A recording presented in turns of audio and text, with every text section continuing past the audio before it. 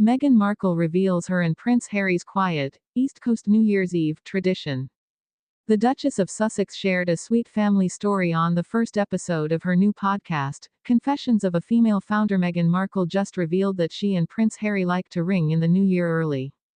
In the premiere episode of her new podcast from Lemonada Media, Confessions of a Female Founder, the Duchess of Sussex welcomed fellow founder Whitney Wolfe Herd as her first guest. Wolfe Herd co-founded Tinder and went on to create Bumble, becoming the world's youngest female billionaire when she took Bumble public as its CEO in February 2021.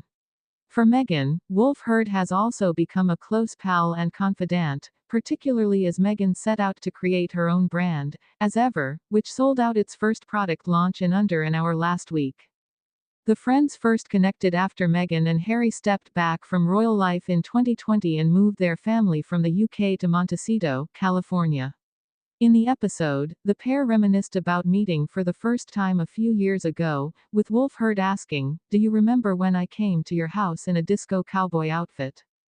As the pals recalled, Wolfe Herd and her husband, Texas-born oil and gas heir Michael Herd, were on their way to a New Year's Eve party with mutual friends when they made a stop at Meghan and Harry's home for an earlier gathering. "I was like, how am I going to meet this iconic, elegant, classy couple, and I'm wearing a rhinestone disco crystal ball cowboy outfit?" The Bumble founder recalled. "That was the theme on New Year's Eve." Meghan clarified with a laugh, "That was the theme for the party you were heading to after you dropped by our place. It wasn't the theme of our house." The Duchess of Sussex said that she and Prince Harry were having a quiet night together at home as their children, Prince Archie, now 5, and Princess Lilibet, now 3, were still very young. "I'd call it an East Coast New Year's," she shared. "That ball is dropping at 9 p.m. PT and I'm going to bed."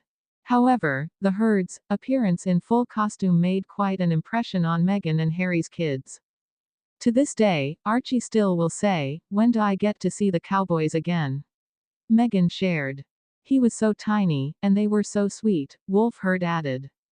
As it turns out, Archie was in costume himself. "I think Archie ran out in like a Batman suit or some, oh no, PJ Masks."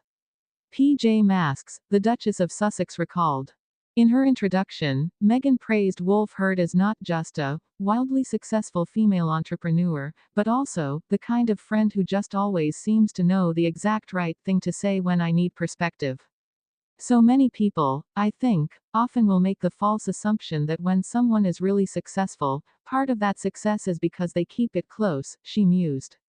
"Really, part of that success is because you share it so broadly."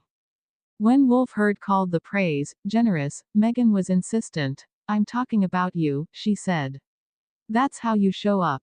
In addition to a friend, Meghan said she often used Wolfe Herd as her professional soundboard, an invaluable resource as As Ever began to take shape. "I was still in such an incubation stage, not even of a brand, but just an ideation of what it could be," she recalled. The Duchess of Sussex praised her friend and fellow founder as an undeniable visionary, adding, "What I love most about her is her ability to cut through the noise, focus on what truly matters, and be vulnerable in the honesty of what that experience has been like."